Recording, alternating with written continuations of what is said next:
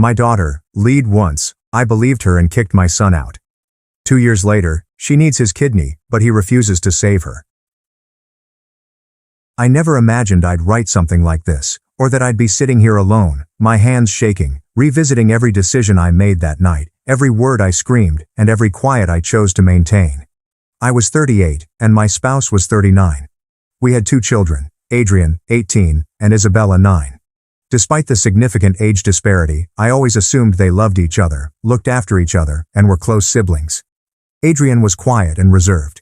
He enjoyed reading, staying in his room, and studying. Yet he was a good lad. He never responded to me, never caused difficulty, and never gave me any reason to distrust him.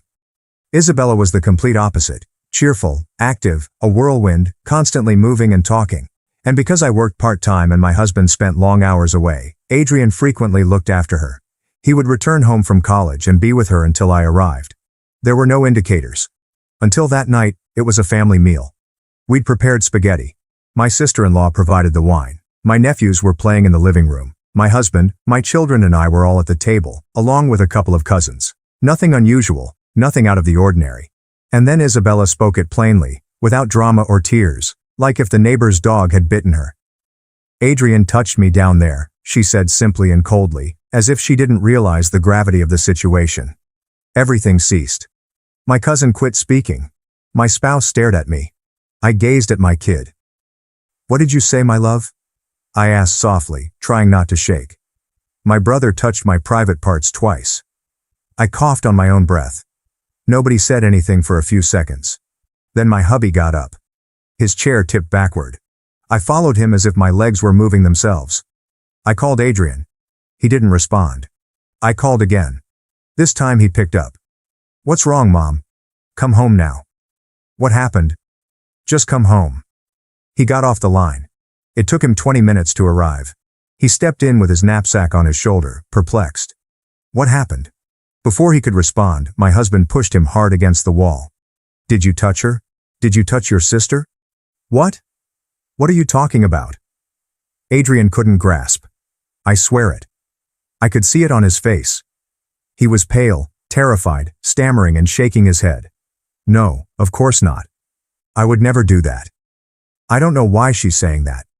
But my husband wouldn't let him go on. He punched him in the face.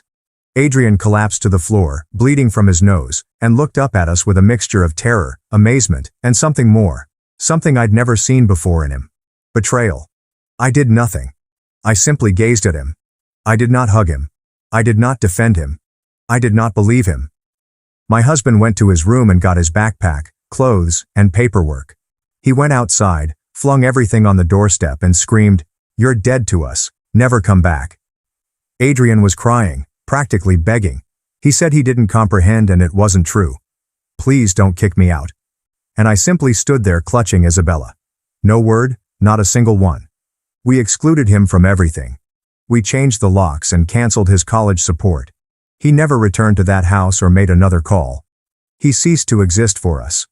We spent weeks convincing ourselves that we had done the right thing by sheltering our baby. We questioned her multiple times if there was anything more that had happened. She only said no twice. And we never took her to a psychologist because we thought our love was enough, and we blindly believed her. For a while, it appeared that peace was returning. Isabella played, smiled, and slept better. I started sleeping too, until the dreams started. I would see Adrian on the floor, his face bleeding, his eyes wide, gazing at me, his mother, and asking, "Why?" Because I didn't inquire, I didn't doubt, I simply acted. That was the night I completely destroyed him. Months have passed since we kicked Adrian out. Months of silence, denial, and thinking we'd done the right thing. Isabella smiled again, playing. She even mentioned that she felt safer today. I viewed that as a sign that we had acted appropriately. My husband never brought up Adrian's name again. Whether I indicated that I missed him or inquired whether we knew anything about him, his expression would freeze me from the inside. Adrian didn't exist for him anymore. Until that Saturday, Isabella was on her way to art class. An elder cousin was driving her. It was a calm afternoon. I was folding laundry when the phone rang. I don't recall much of the call. Only a few words remain in my ear. Accident, head-on collision, ambulance, 1 person killed. The girl is in critical condition. My husband followed me as I hurried to the hospital. We arrived as she was being brought to the ER. There was blood, there were shrieks. Doctors were scurrying everywhere. I saw her pale, unconscious little face covered in tubes. For a little moment, the world fell silent again. My niece was killed in the impact. Isabella lived, but only barely. The diagnosis was straightforward: serious damage to her left kidney, several internal hemorrhages, and contusions. She would require immediate surgery, most likely a transplant. The physicians advised us that time was of the essence and that we should be prepared for the worst. We spent days in the ICU. I never left her side, sleeping on a chair and refusing to eat. I simply stared at the machines that kept her alive. My husband became a statue. He didn't speak or cry. He was simply there. One night Isabella opened her eyes. She was weak. She couldn't speak clearly, but she recognized me. She gave me a small grin and asked, "Mom, do you think there is a heaven?" My throat tightened. "Yes, my love, of course there is." "And do you think bad people can go there if they're sorry?" "Why do you ask that, sweetheart?" She took a break. Her gaze grew far away. "Because I did something very bad. Something exceedingly awful." I felt my stomach drop. "A few months ago I lied to you. I lied about Adrian." I didn't speak. "What? What did you lie about?" "I made it up, Mom. The part about him touching me. It wasn't true. I was just angry because he wouldn't let me use his tablet. I wanted to punish him. I thought if I said something I don't know. I didn't think all of that would happen. Then I became afraid and didn't know how to convey the truth." Her eyes flooded with tears. Mine had already overflowed. "I killed my brother," she replied, sobbing. "And now I'm going to die too." I clutched her, as if I might draw her soul into mine. "Don't say that. You're not going to die. Forgive you. I'm right here with you." But inside, a fracture was tearing me apart. Not for her, but for him. Adrian. For his expression on the floor and his quiet. That night I returned home. I dragged myself like a dying beast. I told my hubby everything. He was calm. He didn't say anything for several minutes. Finally, without looking at me, he murmured, "We're not going to judge her. What's done is done," and walked away. His apathy hurt me more than his fist that night, but I couldn't take the stillness any longer. In the early hours of the morning, I looked for Adrian. His phone number was disconnected. I found him after searching social media platforms. A profile image without a face indicates a semi-abandoned account. I emailed him, "Hi, it's me. Please just read this." He did not respond. I waited 1 day. 2. On the 3rd day, I sent an additional message. Long and painful. I informed him about the accident, Isabella, and the confession. I told him I wasn't expecting him to forgive me. I just wanted him to know Mom wanted to see him, that she didn't have much time, and that we weren't asking for anything else. Hours later, a response. "You all hurt me too much. I don't know if I can forgive, but if she's as bad as you say, I'll go one last time." My hands trembled as I texted him the hospital location. I heard nothing else for 3 days. I was in the hallway when I noticed him. Adrian is leaner, has dark circles under his eyes, and wears basic clothing. He walked as if he were carrying the weight of the world upon his shoulders. My heart desired to run to him. My body did not move. I watched him enter the room. She spotted him. He stared at her, and time stood still. Isabella burst out in tears. "I'm sorry. Please, I ruined you." Adrian listened quietly. "I can't forgive you completely," he finally replied, "but a part of me already has." He grasped her hand, spoke to her for a few minutes, and then went. He did not greet or glance at me. He only left one sentence before going away. "If there's a funeral, I'll be there. But don't expect anything else." He didn't say anything else after that.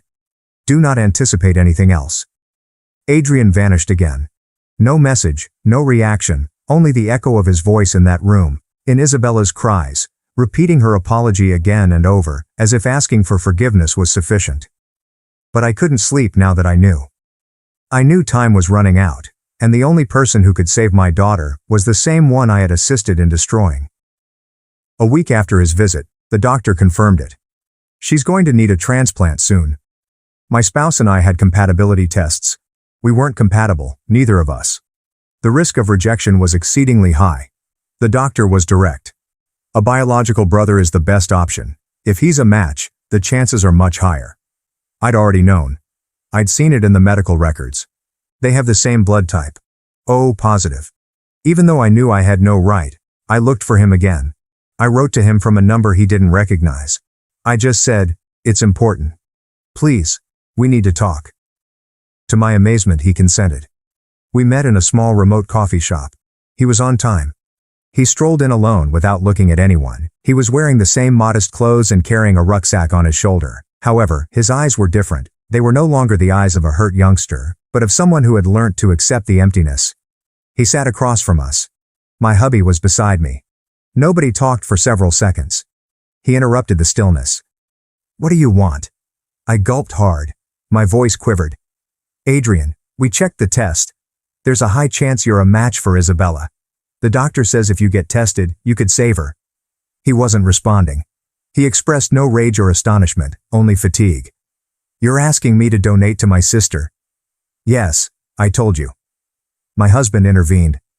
"We know this doesn't erase the past, but it could be the first step to fixing things. To becoming a family again?" Adrian raised his eyebrows. He then gazed at us with surgical coldness. "Becoming a family again?" I asked, choking back tears. "We're not asking you to forgive us, just to help her. She's dying." Then he smiled. However, it was not a cheerful smile. It was a sad, sardonic, and perplexing smirk. "And you think this fixes everything?" My spouse asked, winking. "It's not for us. It's for her." Her? The same one who said I touched her? The one who watched me sleep on the street and didn't lift a finger? The one who only said she was sorry when she realized she might die? I tried to interrupt. "Adrian, please. Do you know how many times I thought about dying?" he asked. "How many nights I slept clutching my backpack?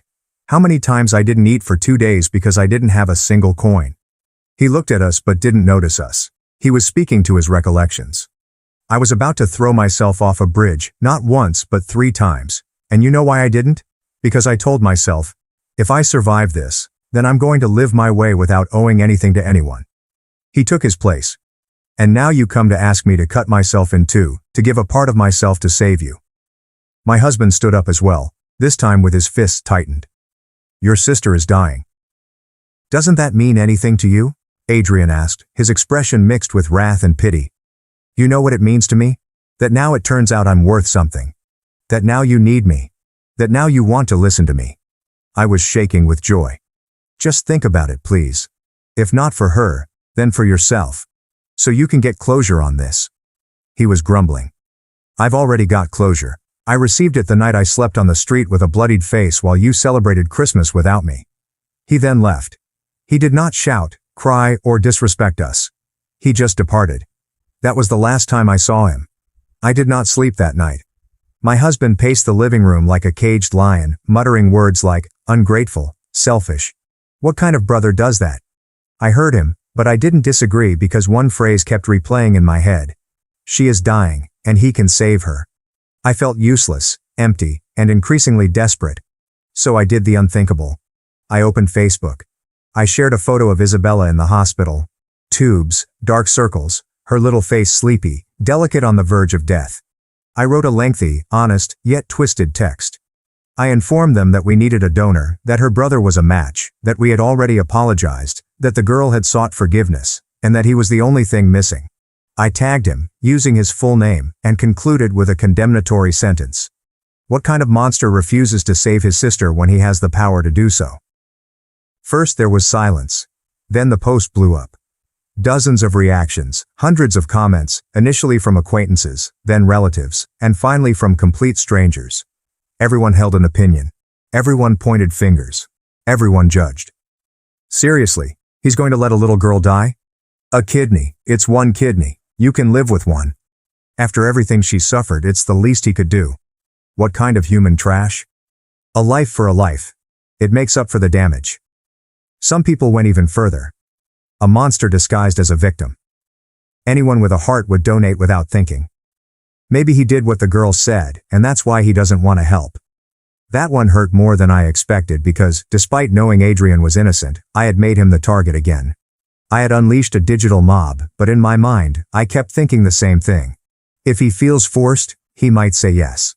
Several hours passed. I reloaded the post every 5 minutes, waited, and checked his profile. Nothing. Until about 4 hours later he responded.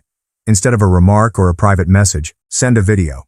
He shared a roughly 5-minute video on his profile, and it received hundreds of reactions in less than an hour.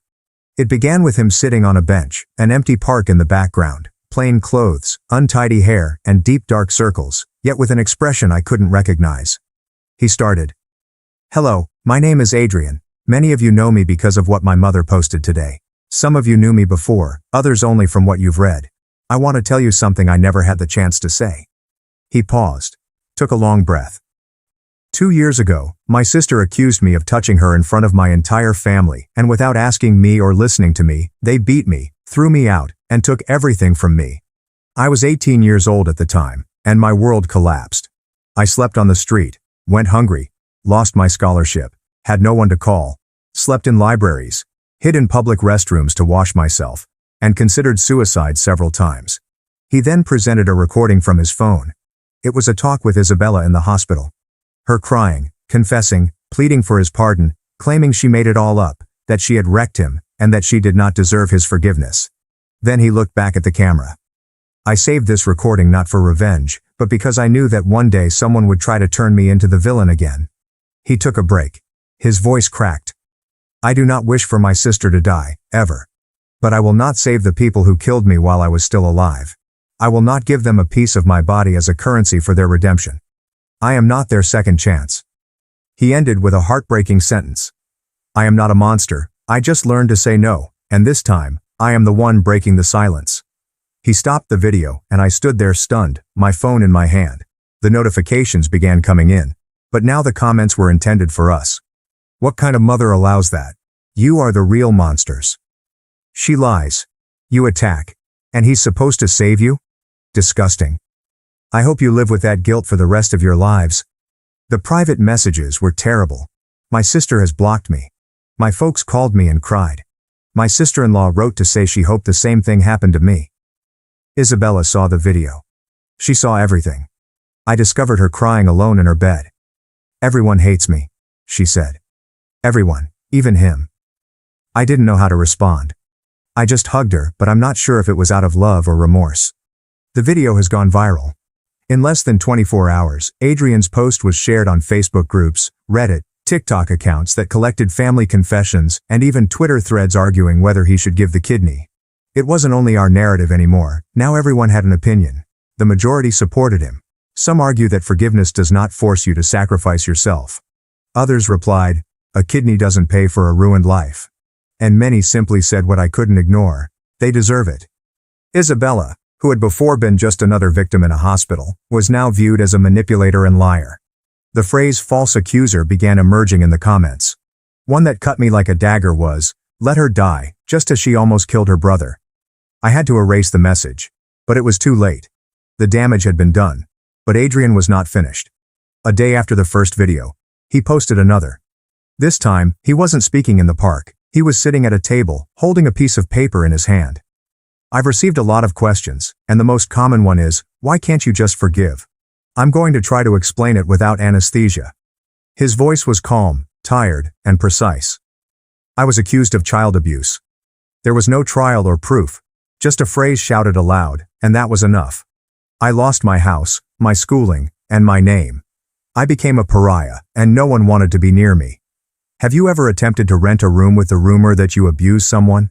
Have you ever tried to find work with a stain you can't erase, even if it's a lie? He held up a document. His medical records from a year ago show that he was treated for suicidal ideation, severe depression, and starvation. The first time I slept under a bridge, it was raining. The second night, I thought about swallowing all the pills I had. The third, someone spat on me in the street. He yelled, "Child abuser" at me, and I had no one to call. He put the document on the table. I don't need you to understand me. I just need you to listen. I don't want revenge. I do not wish for my sister's death. But I will not offer myself up as a martyr for a family that buried me alive. He picked up a photograph. It was of him and Isabella when she was a small child. They were smiling. His hand was shaky. I loved her. She was my sister. I made her breakfast, changed her clothes, waited for her after school. And when she said what she said, she didn't just destroy my life. She destroyed me. He tore the photograph in half. He remained silent for a few seconds. My kidney is not a currency of redemption. I am not the cure for anyone's guilt. I will not donate, and I will not apologize for it.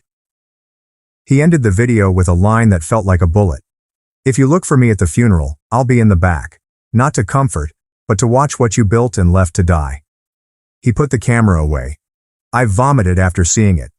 That is not a metaphor. I practically vomited in the hospital bathroom, from terror, remorse, and the fact that I could no longer hide. When I returned to the room, Isabella was awake. Her eyes were inflamed. She didn't say anything, only said, "Does he hate me?" I didn't know what to reply because I had no idea how he felt, only what I had done and what was coming. The doctors informed us that her condition was deteriorating, that the days were numbered, that there was no longer time to wait for regular donors, and that Adrian remained the most compatible candidate. But he had already mentioned that there would be no donations. That night, my spouse burst. "Damn selfish, ungrateful bastard. Let him rot wherever he is." I tried to calm him down, telling him that cursing would not help. "And what do you expect me to do? Applaud him for letting his sister die?" He isolated himself in the kitchen and smashed a dish. I sat alone.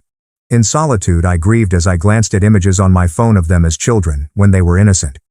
I cried like I never had before because I knew Isabella was going to die. And it wasn't due to a shortage of kidneys, it was for something far worse, a family's refusal to listen, believe, and love unreservedly. The room smelt like disinfectant and sadness. Isabella was unconscious and linked to more machinery than her body. Her skin was nearly translucent. Every time the alarm went off, I held my breath. The doctor would come in, check, change something and depart with the same expression. Containment, not solution, only waiting. The donation list was not moving, the compatibilities were minor. The chances are nearly negligible, and Adrian was gone. After his second video, he vanished entirely, deleting his social media accounts, changing his phone number, leaving no trace. Nobody knew where he was. And to be honest, I wasn't sure I wanted him found. Not for his sake, but because I was concerned about what my husband would do if he ever saw him again. The days passed like sluggish blades. The hateful messages were no longer visible. They were now private. Some wrote to wish me strength. Others would tell me I deserved every moment of pain. A woman I didn't know sent me a message. "Proud of yourself now. You raised a daughter who lied and a son you destroyed." I hung up the phone. I did not switch it on again.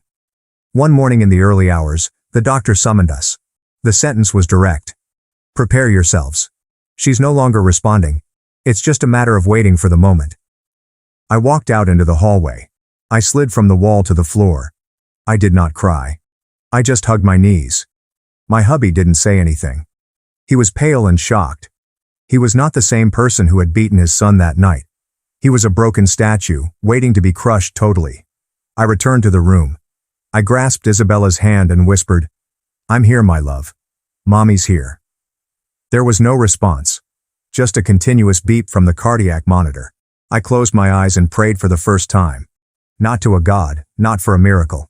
I asked for time, just a little more, just a bit more. And a day later, we got a letter with no return address. There is no name, only a sheet of paper folded in three. It came from Adrian. "Don't search for me. I'm not going to change my mind. I don't want her to die, but I won't take part in a forced redemption play. Isabella lied, and you believed her. I was sentenced without a trial, and all I wanted for was to be heard. Which no one granted. So don't ask me to give you my body now. You've already taken my soul. They believe death redeems, but I died 2 years ago. Her end is not my fault. It is an echo of her origin. I hope you find peace, but don't search for it in me." There was no signature. Only a photo of him smiling from years ago, when he still considered us family. Isabella died a week later. There were no screams or warnings, just a flat tone and a straight line across the screen. My husband collapsed. I did not yell. I did not cry. I just held her until they removed her out of my arms. The funeral was modest and frigid. The majority of the family had withdrawn themselves, some out of shame and others out of hatred. Nobody knew what to say to us. And Adrian, he did come. He arrived in quiet, sat in the rear, did not cry, look at us, or approach the casket. Finally he rose up, left a single flower, and walked away silently. Today, I'm writing from a silent house. My husband no longer speaks. He spends his days watching television with the volume turned off. I stroll through the empty rooms with my daughter's clothes still folded on her bed. Every now and then, I look back at her last photo, when she was still breathing and had a chance. And I think of Adrian, of his words, his broken stare, of what we did and did not do. And I remind myself, death does not come alone, it carries remorse and memories with it. And neither can be buried. One suggestion. I read your whole story. I sat in silence and could only think, what an insane mother. You literally killed him in life and then you expect him to save you. After you took everything from him, now you're asking for an organ. If I were him, I wouldn't have given it to you either. In fact, I'd be in the line of people spitting in your face. I hope his gaze haunts you until your last day. 2 further comments. You left him without a home, without food, without emotional support, without a future, and you wanted him to risk his health for you. How can you even ask why he didn't want to donate? The answer is obvious and painful, because you killed him first. A 3rd comment. Your story is the closest thing I've read to a slow-motion murder. Adrian died when you threw him out on the street like trash, and now you're crying because he wouldn't save the one who lied. Did it not occur to you that every time he saw his sister, he was reliving the trauma? The nerve? The ego? The total lack of humanity? A 4th comment follows. The way you minimize everything you did is terrifying. My husband hit him. It sounds like you're saying he spilled his coffee. Your son was physically assaulted, thrown out, abandoned, and vilified by everyone. And you recount it as if it were an uncomfortable anecdote. What kind of emotional psychopath are you? The 5th comment is, you know what the worst part of all this was? That your daughter confessed she lied and you still decided to use her tragedy to manipulate your son again. You learned nothing. You just changed tactics. First it was guilt, then fear, then public blackmail. You are the nightmare of any human being with a mother. The 6th comment. I refuse to feel sorry for you. You made your son's life impossible. Then you tried to paint him as a monster for not donating a damn kidney. You used him like a piece of meat, and when he said no, you tried to manipulate the entire internet. How shameful. What moral depravity. I hope you never find peace. The 7th comment. Adrian is a hero for still being alive after what you did to him. He was the one who deserved help. He was the one who needed urgent therapy. But you were too busy protecting your parental egos to see that you were destroying him. And even today, you continue to blame him. Monstrous. The 8th comment. What did you expect? That he would give you the kidney and then you'd all pose for a reconciled family photo? This isn't a fairy tale. This is real life. And in real life, the people you destroyed don't come back when it's convenient for you. They don't forgive you automatically. They don't save you just because you're bleeding crocodile tears. Comment 9 is as follows. You used his pain as a public weapon. You exposed him with his full name. You humiliated him after having already thrown him onto the street. And you wonder why he blocked you? The question should be, how did he not sue you? Because he had more than enough reason. It's a miracle you're not in jail. And it's a miracle he's sane. A 10th comment. Isabella didn't die from lack of a kidney. She died from a lie and from parents who didn't know how to handle it. The blame isn't Adrian's, it's yours. You killed her with silence, with denial, with manipulation. And now you want to lay the corpse at his feet? I don't buy it. I'm not swallowing that.